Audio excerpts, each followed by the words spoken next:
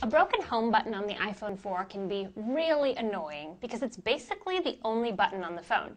Fortunately, the home button can be replaced, and while there are a lot of tiny screws involved in the repair, it's actually not that hard, and it'll probably only take you about an hour. Hi, I'm MJ with iFixit, and today I'm going to show you how to replace the home button in an iPhone 4. The version that I'm working on is the GSM version, but the CDMA version is pretty similar.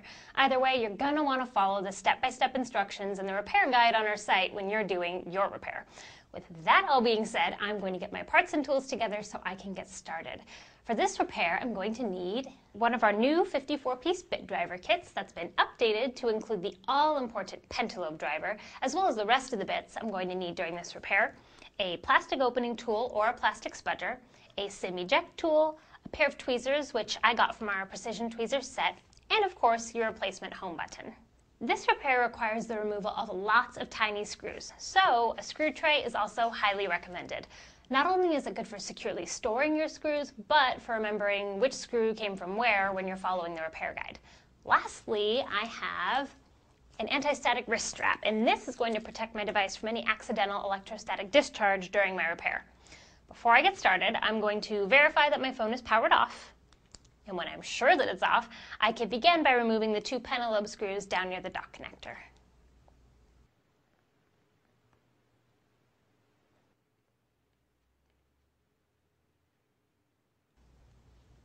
Once those screws are out, the rear panel slides up really easily and then lifts right off the phone. We get our first glimpse inside the phone, and our next step is to remove the battery. And that's only held in place by one screw and a cable, so I'll go ahead and take care of those.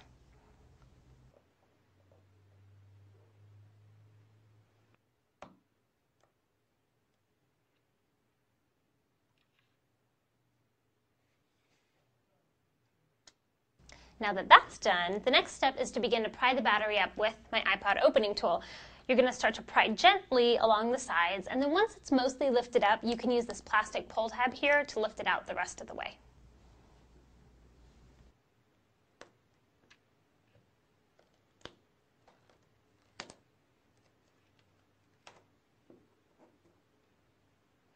Now that we've got this battery out of the way, the next big piece to remove is the speaker enclosure assembly. The first step to doing that is disconnecting this dock connector ribbon cable and the antenna cable down next to the speaker enclosure assembly.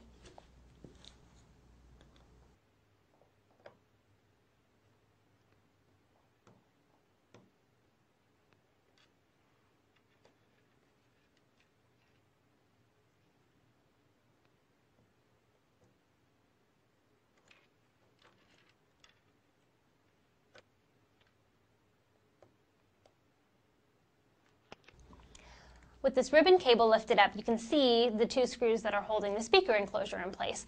Once those are removed, you can use your iPod opening tool to gently pry the speaker enclosure up and out of place.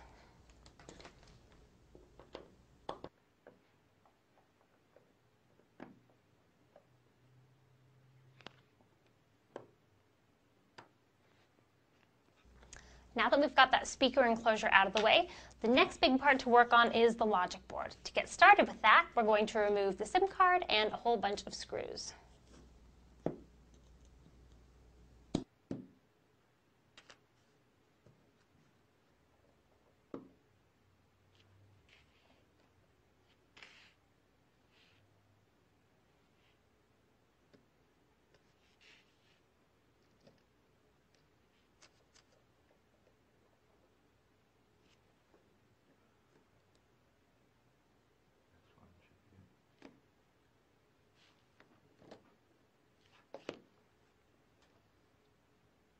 Now that we've got the logic board out, we can get started on the display assembly, which means we are almost done.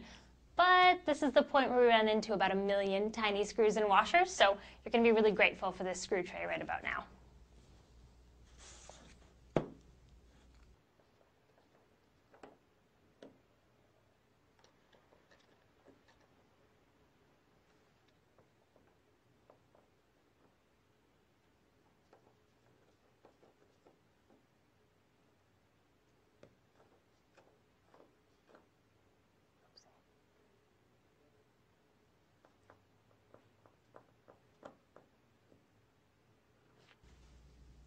Now that all of those teeny tiny screws are out, you can begin to separate the display assembly from the bezel using your handy dandy plastic opening tool. As you're prying the tool apart, you'll notice that there's some adhesive keeping the two pieces together, so you might need to pry with a little more force than you would have expected.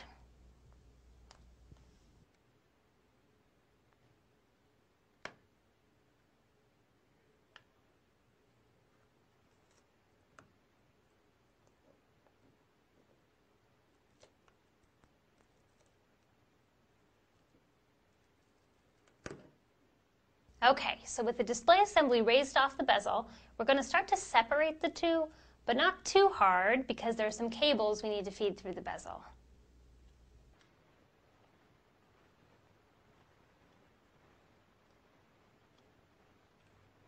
The last thing we're going to do is finally remove the home button. It's connected via a ribbon cable that locks into place, and you'll want to be very careful when lifting that latch up because it's pretty fragile.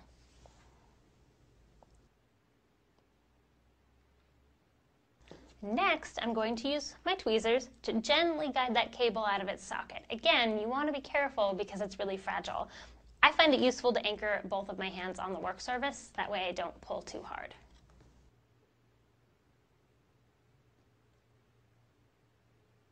As soon as that cable is disconnected, you can begin to lift the home button up and off of the bezel.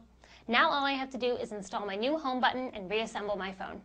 Of course, you can find all of the parts and tools for this and many other repairs at iFixit.com. And if you run into any problems during your repairs, there are lots of solutions in the iPhone 4 repair guide on our site. For all the latest teardowns and repair videos, be sure to subscribe to our YouTube channel, follow us on Twitter at iFixit, or like us on Facebook. Thanks for watching and happy repairing.